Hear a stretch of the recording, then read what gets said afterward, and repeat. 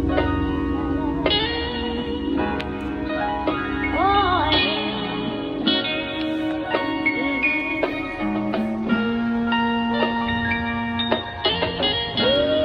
the culture, real culture, for all my niggas. Yeah, yeah,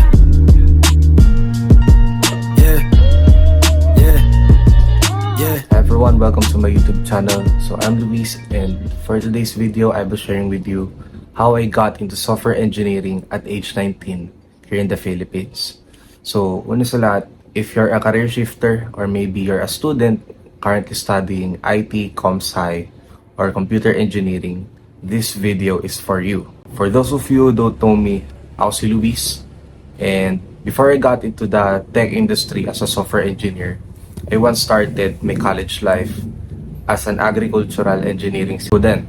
So, after passing a single term, so there was this time kasi na nagkaroon ako ng conversation with some of my friends from high school, and they were studying computer science and computer engineering.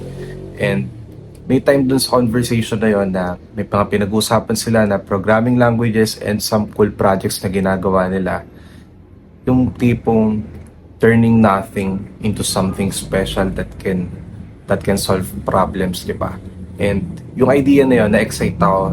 And from there on, nag-start ako ngayon mag-research through the internet, browsing along different articles about programming languages, how to use these tools to turn something out of nothing.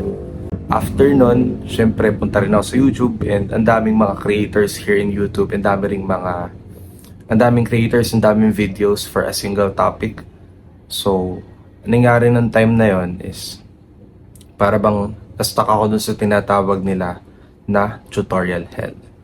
Right after that moment, dumaan na ads sa Facebook ko as I browse on Facebook about this bootcamp. So medyo controversial tong bootcamp na to, especially siguro sa Reddit.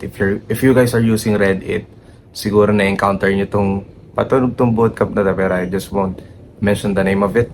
I got enrolled in the bootcamp where I get to have a mentor and as well as some classmates. Para siyang typical na classroom, online classroom. Sa bootcamp na yon, ayun, maganda kasi may learning plan. Fast-paced learning siya pag nag-enroll ka sa bootcamp. So it's just 4 months, and from fundamentals to the complex parts. Specifically pala, web development yung inaaral ko noong time na yun sa bootcamp.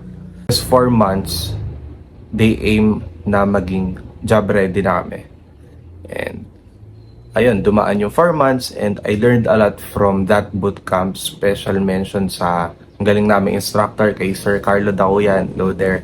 After graduating from the bootcamp, I started going on gigs, freelance projects, short-term projects with web development, further enhancing my skills. Kasi syempre, 4 months. Yung sa 4 months kasi, fast-paced learning, may mga parts kasi doon syempre na yung para bang hindi nyo na ma-take in deeply.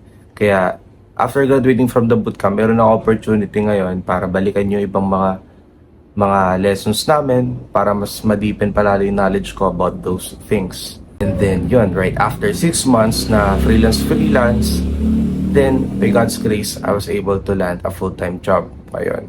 And dito sa full-time job ko ngayon, mga ka-work ko dito, yung ilan sa mga ka-work ko ay yung mga nabanggit ko na yung classmates ko din from that bootcamp.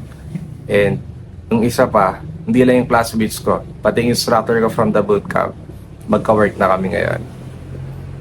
So that's my story on how I got into a software engineering career at age 19. Yun, nagsimula ako mag-bootcamp kasi I've been stuck in tutorial hell na para bang kung sino-sino ng creator yung pinapanood ko about a certain topic, and siguro a week or two, I still find myself stuck in a single topic. That's when I decided to join a bootcamp.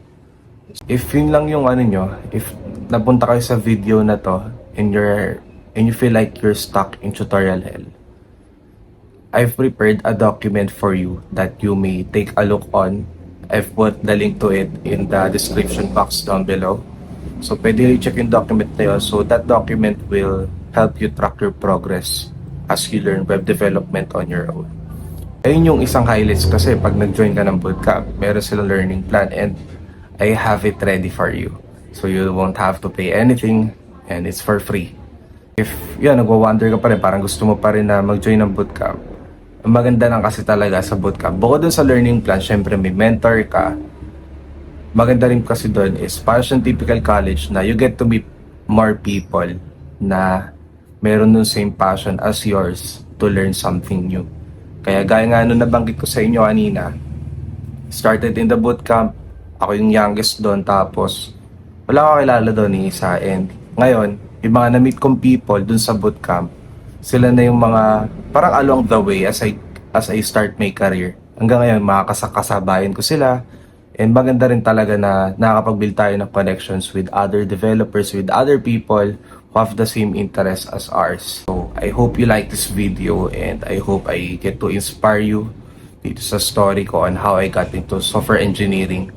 And, ayun, you may just take a look again on the document that I've prepared for you down the description down below.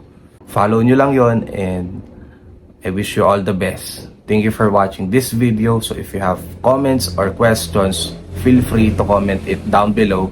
You may also reach me out on my socials that are on the description also. Thank you for watching this video. See you again next time. Bye.